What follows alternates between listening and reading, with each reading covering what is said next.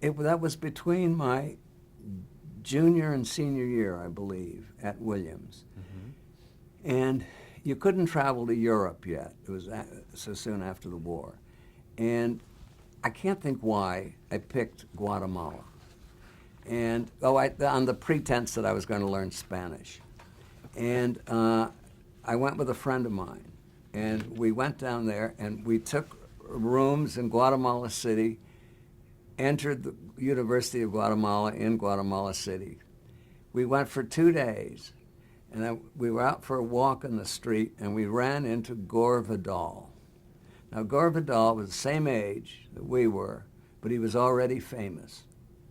And he had written his first book, Willowaw, and his second book, The City and the Pillar, was about to be, and he was just young, and he was, famous. Yeah. And he asked us out to his house in a city called Antigua, which is about an hour out of Guatemala City, as I remember. And we never went back to the university. We stayed there at Gore's house, and that's where I met Anais Nin, the famous diarist. And she utterly fascinated me. She was like in her 40s, and I was like 20. Yeah. And I had a little affairette with her for about 10 days. And she took me with her. She was like my first touch with Bohemia. Do you know, sort of classy Bohemia. And she talked openly about her love affair with Henry Miller. And of course, I'd never heard anybody a woman talk about doing it, you know what I mean, and all this stuff.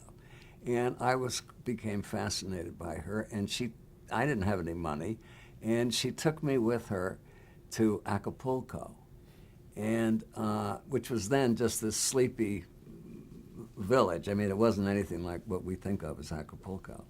And after 10 days, she dumped me for a younger kid than me. But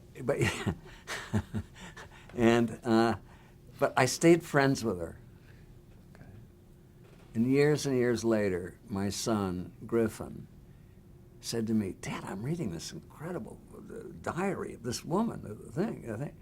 And so I said, well, I knew her. And he didn't know that you knew her? No. Or that you had an affair with her? No. And he said, come on. I said, well, I had a little thing with her. And he just didn't believe me. And I called her. And I called Christopher Isherwood. And I said, do you know where Anais Nin lives? And she was in L.A., in Silver. And he said, she's dying. And so I called her, and I said, Anais,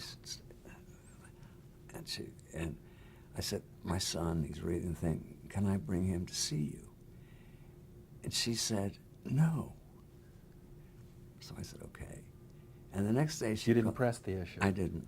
Because the next day she called me, and she said, could I come to see you rather than you come to see me? And so I said, sure. And so when I first met her, during our little thing, she had red hair, and she used to wear them in braids, and she used to knit. She used to have like a knitting yarn and raspberry colors, stuff like that, knitted in her braids, or I don't know, knitted in, but you know what I mean, wound into her braids, crocheted or whatever. And so she came to my office in Beverly Hills, and Griffin, my son, was there with me, and the secretary said, Miss Nin is here. And she opened the door, and she was very old, and she was on a walker, and she obviously had cancer, and she was wearing a wig, and the wig was red hair with braids, and she had the yarn in her hair. She did that for me. And when she saw my son, I had a very good-looking son, and who loves the ladies. And she saw him. And, you know, she always liked the young guys.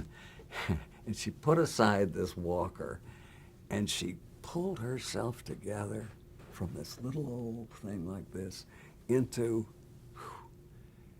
and she walked across, and she said, "You're the same age your father was when I met your father." Well, it was, we were all crying. And she died 2 weeks later.